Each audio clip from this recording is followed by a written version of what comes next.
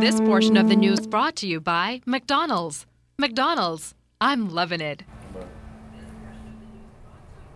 3 newly signed agreements designed to help strengthen efforts to curb illegal migration. The Bahamas and Haiti signed the Framework Agreement on Bilateral Cooperation, the Promotion and Protection of Investments Agreement, and the Agreement on Technical Cooperation in Agriculture. Is an important step forward in bilateral and regional relations. It seeks to place our relations on a firmer foundation. The generations unborn will come to judge us by the things which we do today. It is for them that we do this. We must meet the challenges. We must be frank in our dialogue. We must take on the great challenges and solve the issues of our day and leave them not to the next generation to fix. That is our mission. That is our goal.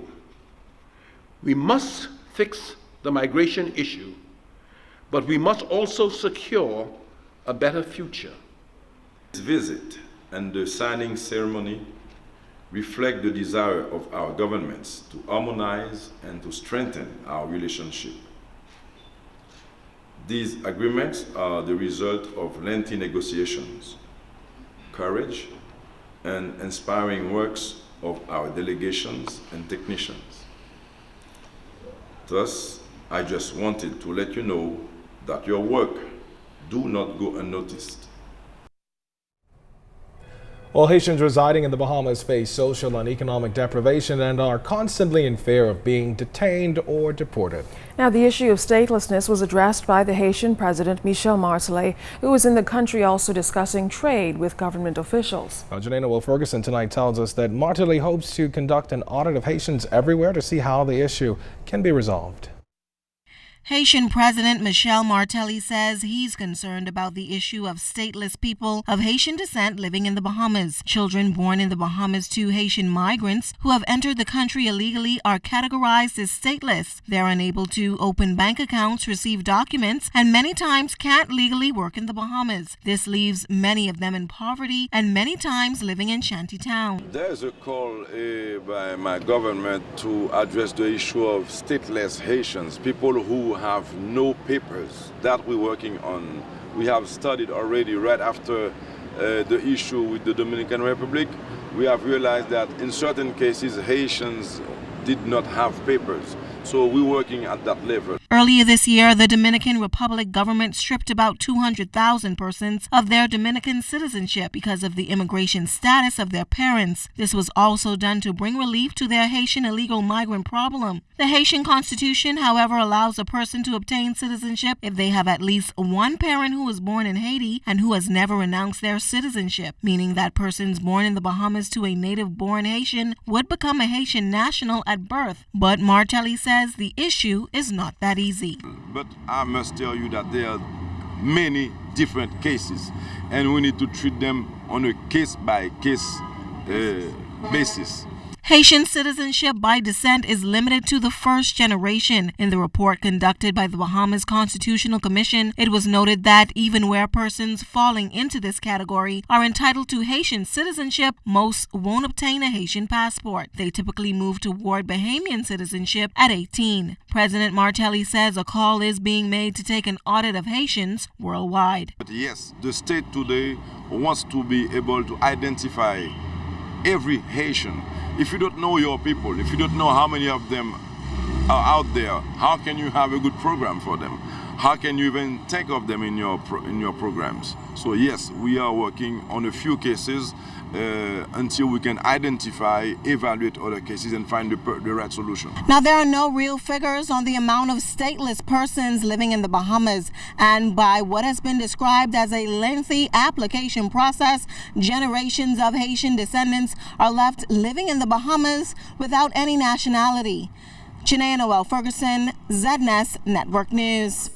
Now, as the Haitian president conducts official business here, Defense Force and immigration officials continue to search New Providence for illegal immigrants who fled after an illegal landing on Monday. It was around 7 a.m. that a Haitian sloop sailed into southern New Providence in the area of Marshall Road. Officials captured 50 Haitians at that time. Today, they confirmed that an additional 34 were captured after an extensive search of Haitian villages, including a shanty town off the Milo Butler Highway, scheduled for demolition. Those illegal migrants are now housed at the detention center awaiting repatriation. Well, the Haitian president is partnering with the Bahamas and the Turks and Caicos Islands in order to address the troubling loss of life which often results due to illegal Haitian migration. As Fern Carey tells us, it's an issue the Haitian president plans to give intense focus.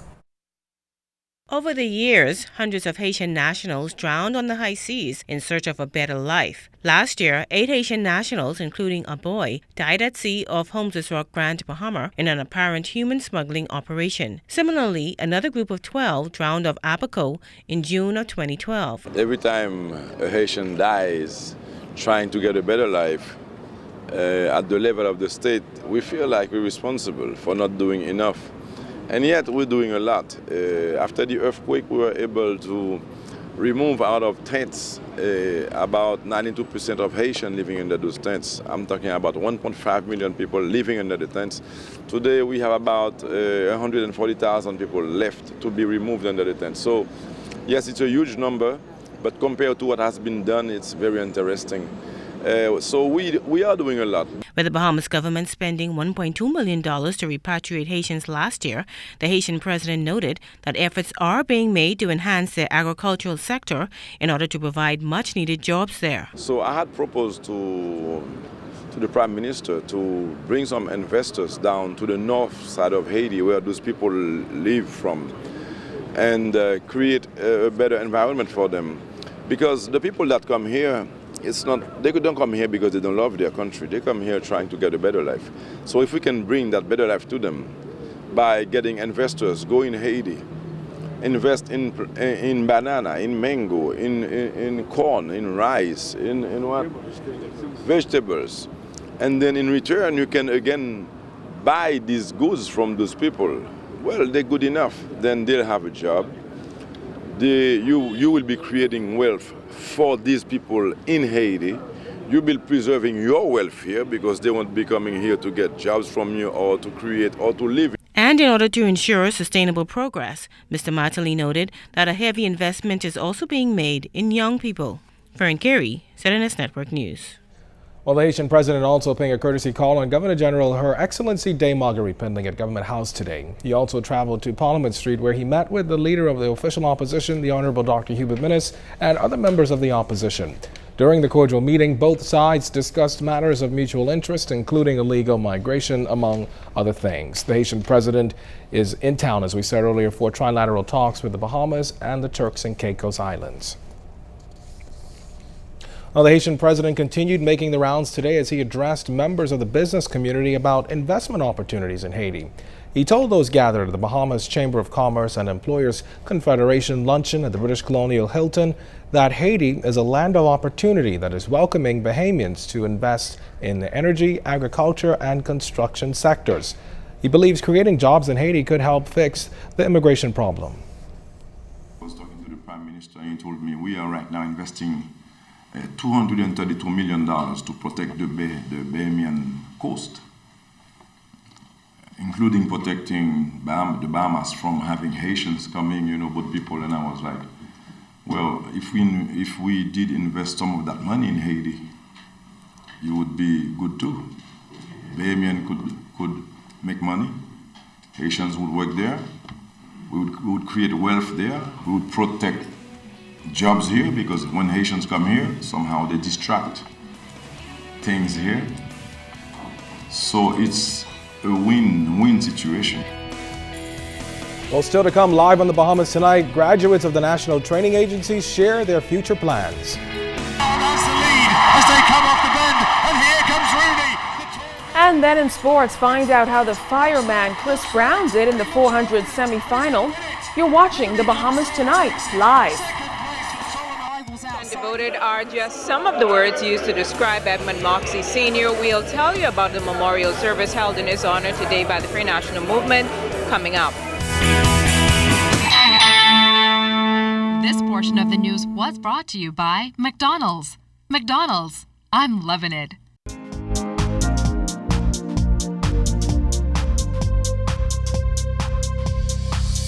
This is your Royal Fidelity Business News. I'm Sieska Adderley.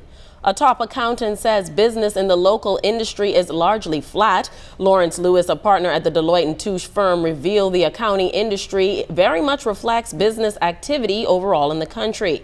But he did point out there has been opportunities for professionals to generate business. Because of that, obviously there's some activity for accountants and professional accountants in general to support businesses in making a smoother transition to be able to address that.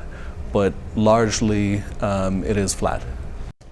In other business news, the Melia Nassau Beach Resort is redoubling its efforts to support local businesses, this time by purchasing fish, conch, and crawfish from local fishermen. It's important to companies like Adad and Ladd, who supply conch, grouper, red snapper, and are hoping to expand to crawfish when the season opens next month.